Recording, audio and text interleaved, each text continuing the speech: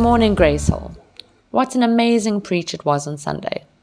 Darnie spoke about living a scattered life, and that our success is not in our gathering, but in our scattering. I loved how Darnie referenced our lives to seeds, and that plants cannot thrive if they stay with like-minded seeds all the time. If they are crowded, they cannot grow. They need to be scattered. Tessa's devotional yesterday was also as good, as she referenced us to being like dandelions. In following with this trend, I would like to remind you that we do not or should not choose where we are scattered. Like a dandelion, when a child blows, the wind takes the seed where it wants to go. Let us be sensitive to the Holy Spirit, to guide us where Jesus wants us to go, who He wants us to speak to. This should not be based on what we want. We need to break the barriers on where we think we need to be scattered or planted.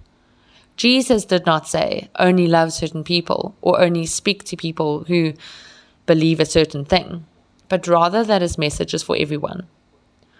John 4, verse 7 to 38 speaks about Jesus speaking to a Samaritan woman.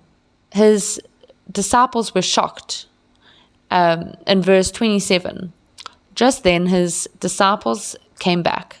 They were shocked to find Him talking to a woman, but none of them had the nerve to ask, "What do you want with her?" or "Why are you talking to her?"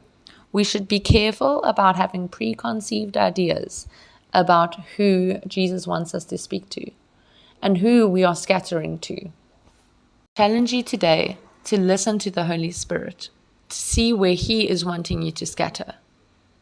In 2 Corinthians 9 verse 10 it says, "For God is the one who provides seeds for the farmer and then bread to eat. In the same way He will provide and increase your resources and then produce a great harvest of generosity in you."